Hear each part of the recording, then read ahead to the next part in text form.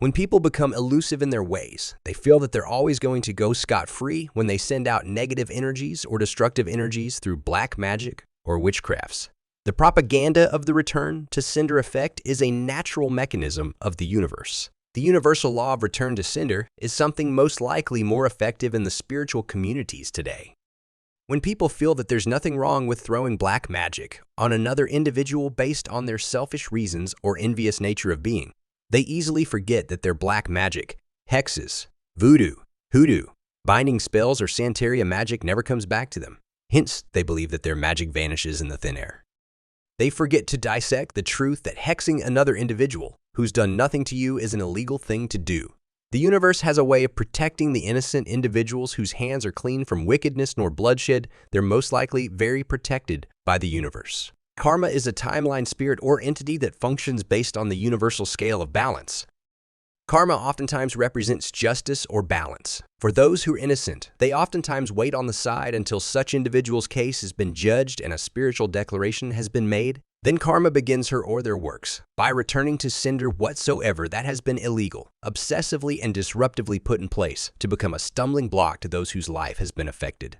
The spirit of karma doesn't affect immediately. It takes its time to return back every evil deed that has been done in opposition to those been oppressed by witchcrafts and familiar spirits. I noticed in a vision that God showed me how people make sacrifices to their gods or entities to protect them from karma. The truth is that once you've been declared guilty by the universe, you literally cannot escape or maneuver karma itself. When people deliberately or obsessively make sacrifices to these demonic entities to protect them from karma, it may appear successful at first, but it doesn't mean that you're entirely free from it. Hence, because karma operates on timelines, it simply goes to another timeline and waits for whomever tends to run away from it. Generically, no one will generically label karma to be good nor evil. It's a spirit that isn't angelic nor demonic. It answers wherever the universe gives an order. It strikes when it's been instructed to. And whenever there's an execution on a particular target, it never stops until everything negatively sent to kill, block, slow, or stop another person has been successfully returned back to you. The image God showed me about karma was a woman who's armed with a sword and a gun, but she's blindfolded. When I asked him why, he said to me that he created karma to know no bound. Karma can answer the dark and light, but when the universe makes a solitary declaration, it moves instantly. So I believe everyone ought to know the repercussion of karma just before they go on wishing ill on another. Karma isn't all about bad punishments or rewards as many people may think. It is more about cause-effect. Karma can be good or bad, as it's the resultant effect of your past intent or actions, knowingly or unknowingly. Having an understanding about karma can be beneficial and can help influence the way you deal with others. If you want your causes to have good effects, then you need to intentionally take actions that will accumulate in the positive cause of action that favors your desire. Mastering these actions will help you love a more fulfilling life.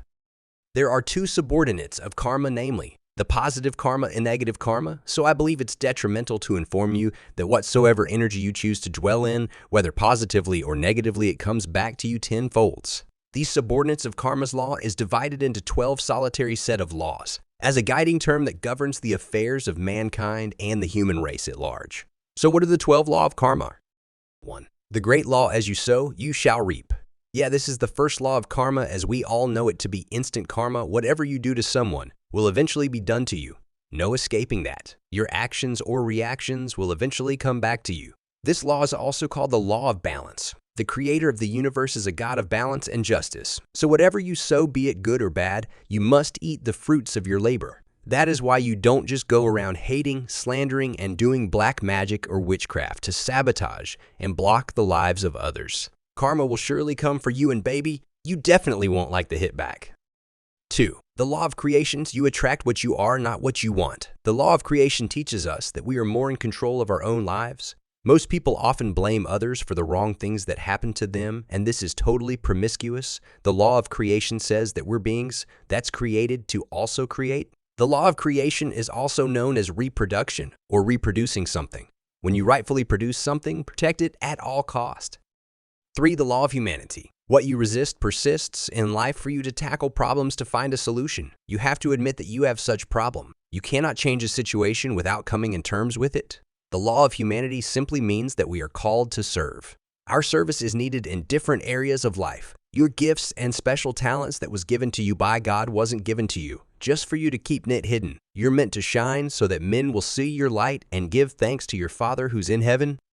4. The law of growth offers you whenever you go, there you'll be. If you want to grow and make your dreams a reality, you have to realize that your inner life controls your thoughts. Harboring negative thoughts will only create negative environments, but positive thoughts creates positive environments. The law of growth is important in every being's life. We are obligated to grow, and in response to this growth, we learn and unlearn certain things that doesn't align with our state of well-being.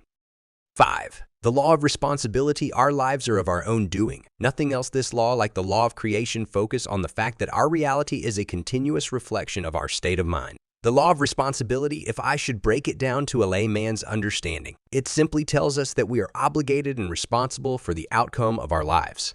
We are meant to take care of ourselves, and it's your responsibility to do so. Also bear in mind that we all have the responsibility for free will. So whatever you're not comfortable with anymore, you can leave or stay. It's totally up to you.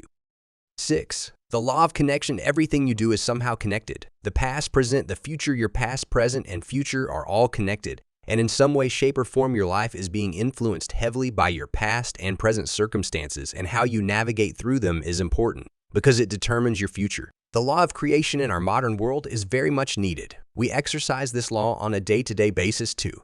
But note this: whatsoever connection you choose to make, this connection could be a stepping stone, other great connections, or a destruction to you.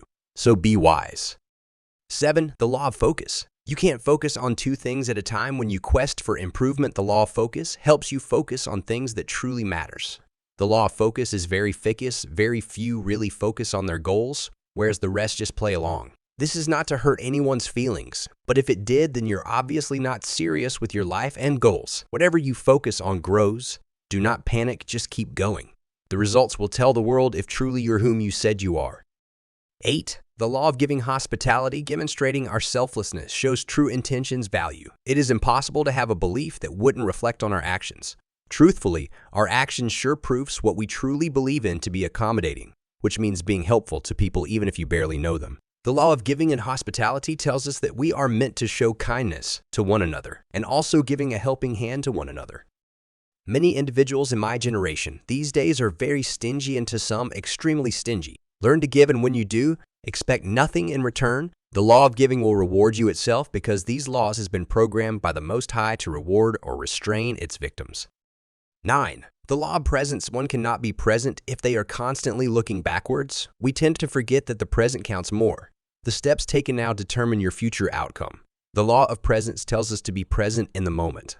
I know we all want a better life and we desire different things, but we cannot keep fantasizing on the future so much that we become lost in the present moment. Pray and stay present in the moment by appreciating what you have already.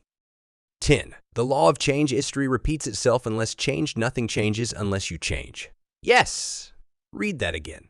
Nothing changes. For you to correct negative intentions and bad habits, it's not enough for you to make up your mind to do it. You have to take actions and steps toward that new change you decided on. The law of change is a constant moving mechanism. That's why we say change is constant. It will be so unwise to fight change because no one can. So check yourself right now and figure out those things that you need to change positively on. When you do, please submit to change and don't resist. 11. The law of patience or reward. Nothing of value is created without a patient mindset. Reward comes to those who've been patient in the Lord. No matter how long it takes, if you continue to sow the seeds of hard work, with time the reward will eventually come. You have to continue to persist. Don't bother about explaining or complaining too much, which brings us to the last point, which is the law of patience and reward is very underestimated in my generation today. Everyone wants to be so rich, but never want to work for it. Some skin demons in human form will try to steal the blessings of their family members, friends, or lovers just to rise. And I'm here to tell you that you've already failed even before you started, because when karma hits you for the evil that you do, you'd never survive it. Never shed blood for money, power, and fame. You'd only lose your life at the end. It's not a treat, it is fact. 12. The law of significance. Inspiration. The best reward is one that contributes to the whole. This reflects to one's decisions and actions becoming our contributions to the society. All our intentions and actions build up massive energies that creates results that affects all of us. What do you live for? What impact are you making? What do you want to be remembered for? This law inspires us to create a legacy for other generations, to remember our deeds here on Earth. This law doesn't always mean that your endeavor must be on a global scale. You could do something great in your family, society, or nation, and definitely, people will tell your story when you leave this Earth. If you enjoyed this video, please kindly like and subscribe to my YouTube channel for more exclusive contents, news, and cosmic information as we unfold certain mysteries of the universe. My name is Bazzy Francis, and it's a pleasure speaking to you today. I'd see you on the next one. Goodbye for now.